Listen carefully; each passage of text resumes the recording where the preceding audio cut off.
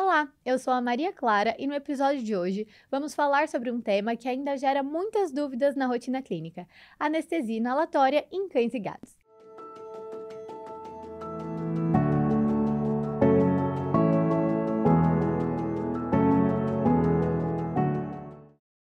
Você já utiliza esse tipo de anestesia nos seus pacientes? Sabe quais são os principais benefícios e em quais situações ela é mais indicada e quais as opções realmente estão disponíveis para a medicina veterinária? Para responder a essas perguntas e nos guiar nesse tema, eu recebo hoje o Dr. Marco Aurélio, que vai compartilhar conosco sua experiência e mostrar como a anestesia inalatória pode trazer mais segurança para os nossos pacientes e mais tranquilidade para o tutor. Ele é médico veterinário, graduado pela UF e com residência na mesma instituição. Tem mestrado, especialização e doutorado em anestesiologia veterinária pela USP. Coordenador do Serviço de Anestesia do Hospital For Cats e secretário da especialização em anestesiologia, dor e terapia intensiva da USP. Atua também no atendimento de dor do Hospital Veras. Olá, doutor Marco Aurélio, seja muito bem-vindo ao VetSmart. Olá, muito obrigado pelo convite de vocês e da Sintec. É uma grande honra estar aqui com vocês. E vamos lá. Nós que agradecemos sua presença. Doutor, para começar, o que faz uma anestesia ser boa na medicina veterinária? Acho que o primeiro passo para a gente conversar é justamente entender que a anestesia ela deve dar condições cirúrgicas, né, para o paciente e para o cirurgião trabalhar com segurança, mas sempre visando o bem-estar e controle de dor dos nossos pacientes. Certo, e como isso é obtido? A gente consegue ter isso a partir dos quatro pilares da anestesia, né? O que a gente quer que a anestesia tenha, que é a hipnose do paciente, relaxamento muscular, controle de dor, né? E diminuir aí as respostas autonômicas desse paciente. E isso a gente vai ter a partir da anestesia multimodal, né? Que é o modo mais, digamos, moderno de se trabalhar, em que a gente vai ter mais segurança de trabalhar. Que é quando eu utilizo mais de um fármaco, né? A gente pode usar diversos fármacos associados. Cada um vai agir em um sistema, um receptor diferenciado. Com isso, eu consigo diminuir bastante a dose desses fármacos, tendo mais eficácia analgésica, mais eficácia anestésica, com menos efeitos adversos. Isso é muito importante, né? E a gente tem buscado oferecer protocolos terapêuticos cada vez mais personalizados para os nossos pacientes. E pensando em anestesia, isso não poderia ser diferente, certo? O que o veterinário deve considerar para garantir uma anestesia segura, considerando as necessidades individuais dos pets? É extremamente importante a gente pensar na individualização desse protocolo, né?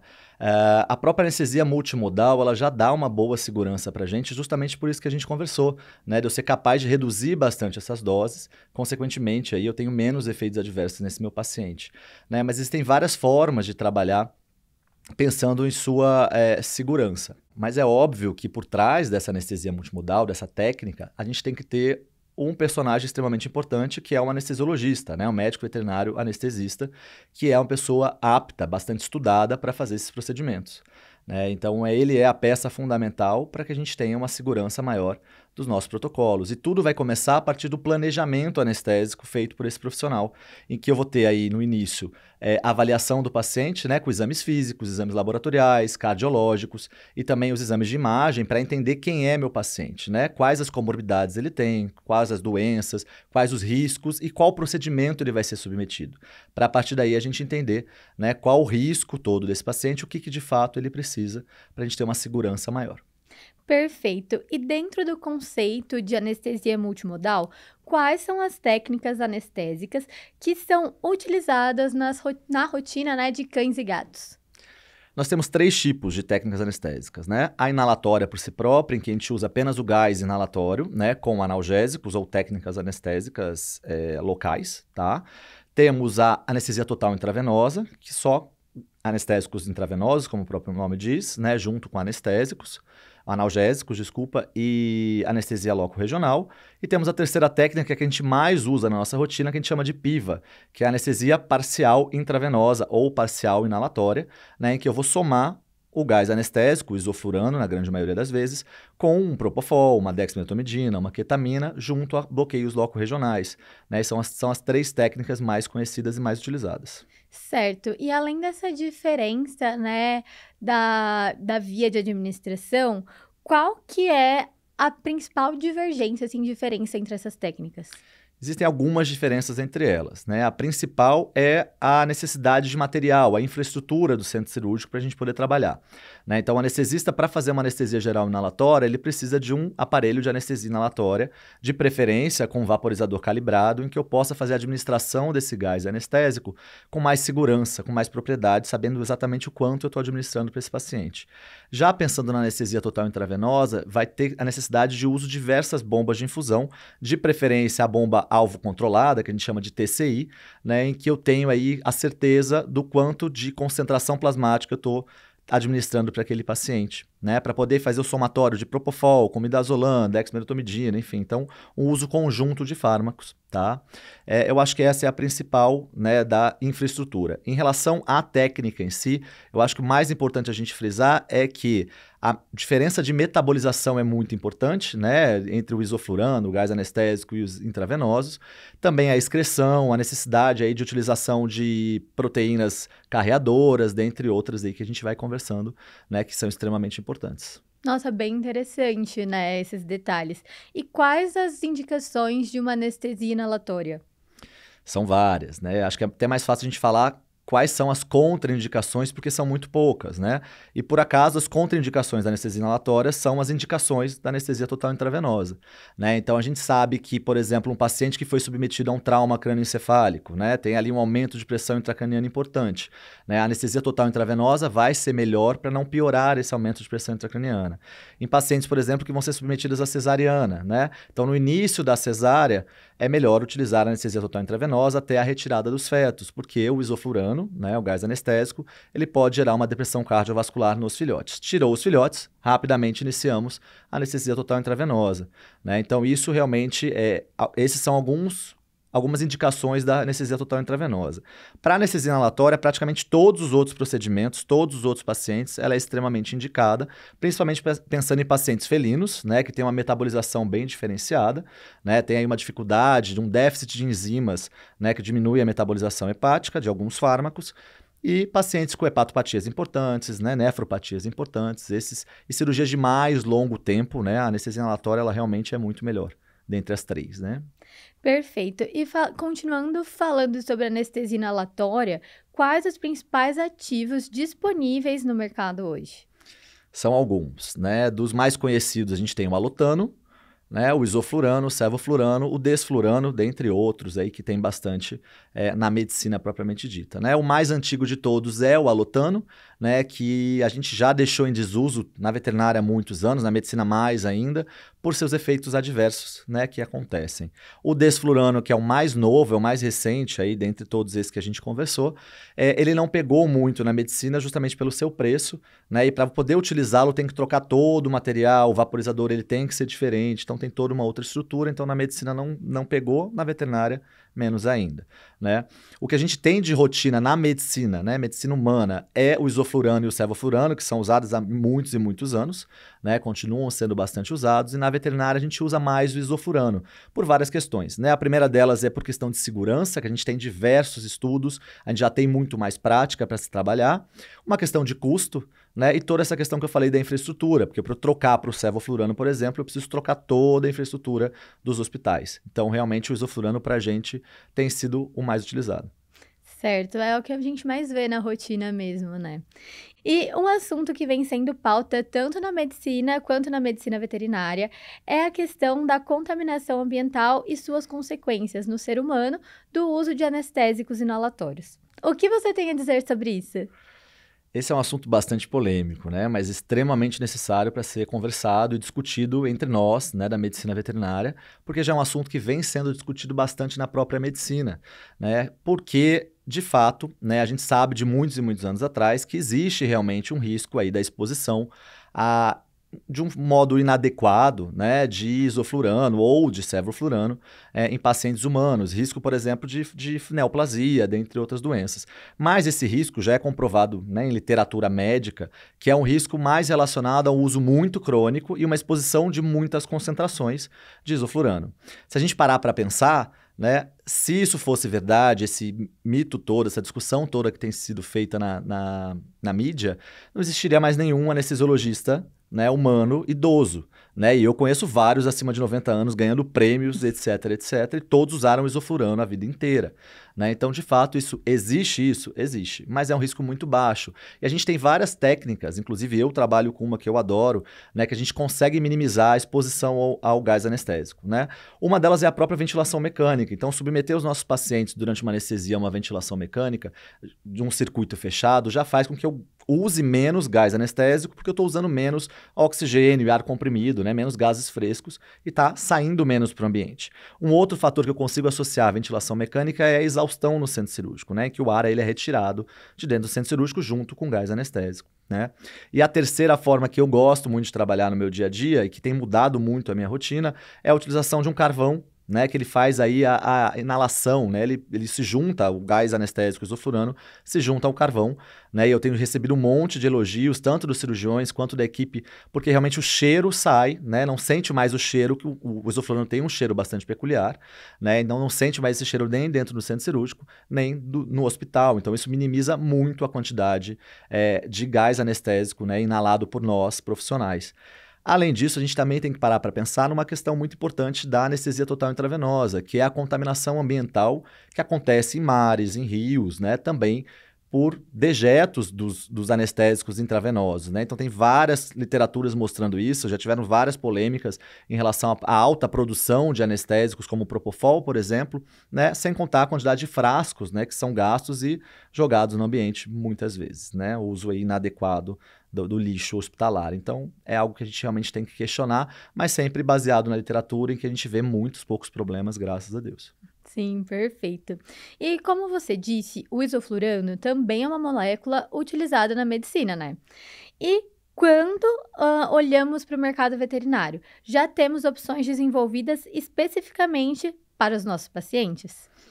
Sim, agora temos, né? Então, de um tempo para cá, nós temos uma molécula produzida aí a partir de uma indústria farmacêutica veterinária, né? Que traz aí um respaldo bem interessante para a gente poder trabalhar, que é o isoflurano da Sintec, né? Até há pouco tempo atrás, a gente só trabalhava realmente com o isoflurano da medicina, né? A gente sabe aí que isso pode trazer algumas consequências para a gente. E existe alguma diferença entre o isoflurano na medicina humana e o isoflurano da Sintec? Não, isso que é extremamente interessante, né? A Sintec ela é uma vertente da Cristália, que é uma indústria farmacêutica extremamente conhecida, extremamente séria, né, da indústria farmacêutica humana. Então a gente sabe que, conversando, né, com todo mundo da Sintec, eles garantem para a gente que é o mesmo isoflurano da Cristália, que é o isoflurano mais utilizado no mundo todo, né, em medicina veterinária há muitos e muitos anos.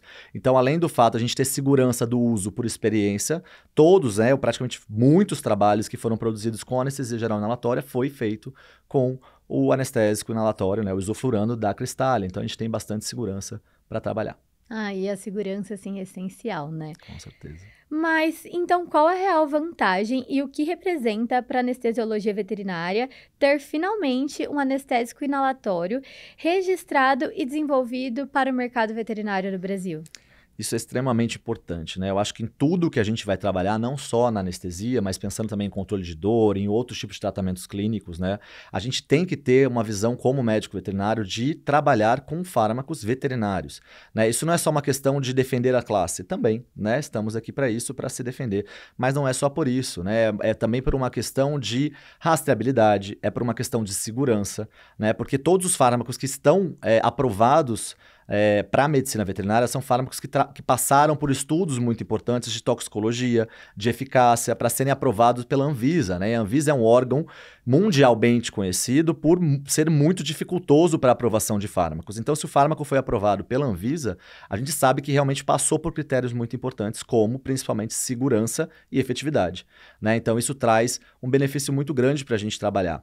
E algo muito interessante da gente pensar também é que nós estamos em 2025, numa fase, né, de que de 10 anos para cá a gente tem uma série de processos, né, judiciais em cima de médicos veterinários, por falhas ou não, né, muitas vezes critérios, né, de entendimentos leigos de tutores, e a gente está muito submetido aí a processos e a gente tem que tomar muito cuidado. E o fato de usar fármacos veterinários nos protege muito quanto a isso também. Então é uma segurança para o paciente e uma segurança para a gente também. Traz um respaldo maior, né? Com certeza. E na sua experiência, o uso do isoflurano da Sintec tem apresentado bons resultados?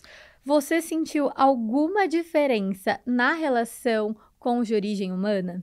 Não, nenhuma diferença, né? Desde que a Sintec lançou o Isofurano Sintec, a gente tem uma parceria, né? E eu comecei a utilizar, principalmente na minha rotina de felinos, que é o que eu mais anestesio, né? Que são os pacientes que a gente tem mais problema de metabolização hepática, que a anestesia inalatória ela é muito mais indicada, né? E eu vejo exatamente mesma resposta que a gente via com o Isofurano da Cristália, tá? Então tem tido bastante eficácia pra gente, não tem diferenças em odor, não tem diferença da concentração, né? A gente tem tido excelentes resultados e usando de rotina aí muito feliz. Perfeito. E na sua visão, quais são as vantagens para a recuperação do paciente no pós-cirúrgico? São enormes, né? Em relação principalmente à comparação de anestésicos intravenosos, né? A vantagem é muito grande, porque primeiro que numa anestesia inalatória a gente consegue manter o plano anestésico com mais facilidade, né? Que é simples mexer ali no vaporizador, aumentar ou diminuir a Cand ISO, né? Eu consigo mexer no plano anestésico. Então, ao fim da cirurgia, eu já vou desmamando, né? Como a gente fala, eu vou tirando esse gás anestésico aos poucos, para esse meu paciente acordando lentamente, né? E é muito mais rápido. Geralmente eu fecho esse gás anestésico, em 5 a 10 minutos meu paciente já está retornando, né? Dependendo aí do quadro, obviamente, do que eu utilizei junto com a anestesia geral inalatória. Mas geralmente é muito mais rápido, né? E isso acontece porque, como a gente já falou, né? Os anestésicos inalatórios, eles são muito pouco metabolizados por via hepática e não são excretados diretamente pelo rim, né? Então essa é uma grande vantagem dos anestésicos inalatórios, né? E a gente consegue uma recuperação rápida porque assim como ele é distribuído apenas via respiração, né? O pulmão está ali trabalhando, chega a concentração plasmática do isofurano no cérebro, no sistema nervoso central, né? Ao mesmo tempo, ele é eliminado também por via pulmonar, né? Então isso facilita muito. Para vocês terem uma ideia, o isoflurano é metabolizado apenas 0,2% via hepática, né? O sevoflurano 2 a 4% por via hepática. O resto tudo é eliminado por via pulmonar, né? Então isso facilita essa excreção do anestésico, consequentemente a recuperação desse meu paciente. E uma recuperação mais rápida e tranquila é, assim, essencial, né? Com certeza absoluta. E só para finalizar, qual dica você daria para um veterinário que nunca trabalhou com anestesia? Ah, tem algumas, né? Eu acho que a primeira delas, essencial, né? A gente estudar, né? A gente entender que a anestesia é algo extremamente sério, extremamente importante, né? Não se aprende anestesia num curso de final de semana, né? Que a gente sabe que muita gente vende isso, infelizmente, né? A anestesia é algo extremamente importante, sério, então precisa estudar bastante, precisa se dedicar, fazer uma residência, se necessário, pós-graduação, né? Para a gente ter mais respaldo, acompanhar pessoas com mais experiência, né? Para pegar a mão, perder um pouco de medo, né? Que as pessoas têm medo, óbvio, tem que ter, né? Tem que ter respeito à profissão, porque a gente lida com vida e morte, né? Então tem que ter muita experiência para trabalhar. Além disso, ter aí uma monitorização adequada, né? Então comprar um monitor, ter um ventilador, né? Começar, obviamente, aos poucos, mas sempre ter a visão de que eu quero chegar na estrutura melhor para os meus pacientes, né? Então entender que hoje eu posso começar com um monitor um pouco mais fraco, mas daqui 3 anos eu quero ter um monitor melhor, eu quero ter um ventilador melhor, né? Eu quero entender que eu sou um bom profissional e eu vou deitar na minha cama com consciência limpa, né?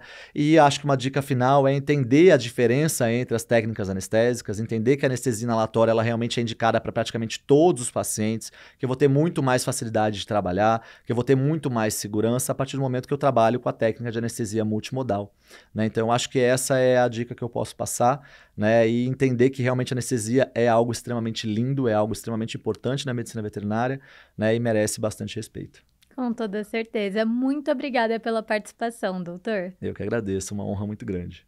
Este episódio tem o patrocínio da Sintec e todas as informações técnicas dos produtos, apresentações, indicações, assim como vídeos, estudos relacionados e uma série de conteúdos estão disponíveis nas páginas dos produtos no VetSmart. É só acessar e conferir. E lembrando que agora todos os nossos ouvintes podem selecionar e ouvir temas semelhantes em um só clique na nossa playlist. Não perca a oportunidade de participar da comunidade VetSmart, a maior e mais completa comunidade de medicina veterinária do Brasil. Lá você pode interagir com colegas, compartilhar materiais de estudo, casos clínicos, experiências e ainda tirar dúvidas gerais sobre diferentes temas. É só acessar o site comunidade.vetsmart.com.br.